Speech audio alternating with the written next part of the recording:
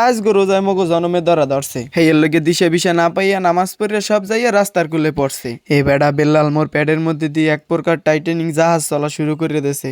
বেল্লাল উঠতে কইলো, ভাইও তোমার প্যাডের মধ্যে যে জাহাজ চলবে, তোমার প্যাডের মধ্যে তো মুতুন্যা পানিও নাই, খালি একটু পর পর গরদ গরদ শব্দ হয়। বেড়া গরদ গরদ শব্দ হয়, নদী হুগই গেছে, এর মধ্যে আবার জাহাজ চলবে কেমনে? আজগো রোজায় এমনি ধরছে উল্টো ফুল্টো কথা কইস। এ বেড়া দেখ মগো চোখের সামনে দিয়ে দুগ্গো ডাব জ্বলে, কিন্তু কি করার, চাইলেও এখন আর খাইতে পারবো না। যত সব খাওন টাউন রোজার মাসেই সয়ে পড়ে, রোজা শেষ হয়ে গেলে আবিরছেও পাওন যায় না। ছোট ভাই সাজি তুটে কইলো, ভাই ও রোজা থাকছি খাইতে পারবো না, হাতে কি হইছে, এখন পাইরে লইয়ে যাই রোজা খুললে খামু হনে। না বেড়া না, রোজা থাকে আল্লাহ বিল্লাহ করতে হয়, রোজা থাকে চুরি করলে রোজা হালকা হইয়া যায়। তাইলে রোজা যেহেতু হালকা হয়ে যায়, হেলে আর এখানে থাকা লাগবে না, ওড়ে নাট খালার দিকে যাই। এখানে যত থাকবেন ডাব দেখকে স্যাপ খাইবেন, হাতেও রোজা হালকা হইয়া যায়। হ বেড়া তুই ভালো কথা কইছো, আল্লাহ বিল্লাহ করতে করতে আটখালার দিকে চাই।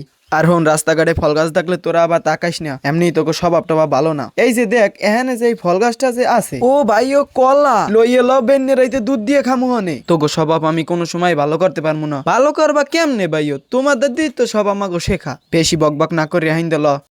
তো পরে মোরা বাজারে ঢুকে গেছি। বাজারে ঢোকার সাথে সাথে ছোট ভাই দোকানের মধ্যে টাইনে ঢুকাইলে, ছোট ভাই গো আবদার কি আর করার, একটু রাখতেই হইবে। পোলাফান মানুষের বায়না, অনেক কিছুই ওরা খাইতে চায় কিন্তু খাইতে পারে না, কারণ আমার মতন বড় ভাই থাকলে কেমনে খাইবে? খাওন চাইতে গেলেই টাহার হিসাব আগে আইবে। রোজার মাসে এত খাই কি করো, কি খাবি খা। ভাইও এই যে এখানে যে কটা মিষ্টি আছে, এই মিষ্টি কটাই লও। ও মিষ্টি তুমি দেখি যাইতে পারবা, খাইতে পারবা না, কারণ মোর পকেটে টাহা নাই।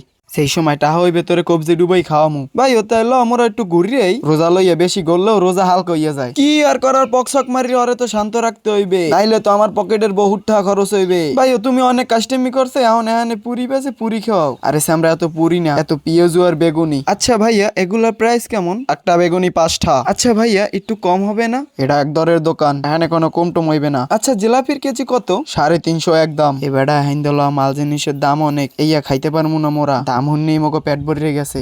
মগো মতন গরিবের কপালে এডি নাই, আজকে সন্ধ্যা হলে তোরে পেট ভরে ইফতারি খাওয়া কিনে দিতে পারে, আবার সন্ধ্যা হলে খাওয়াই। এত মহের উপরে কথা কইলে কিন্তু হয় না। সন্ধ্যা হলে বাজারে মসজিদে ইফতারি দেব, সদ্দুর মোল্লায় অদ্দুর খাই, টাহা একটাও তোর দেওয়া লাগবে না। তো পরে ছোট বাইরে বলদ বানাইয়ে কোনো রকমের ম্যানেজ করলাম, এই যাত্রায় কোনো রকমের ওরাতে কোনে বাঁচতে গেলাম।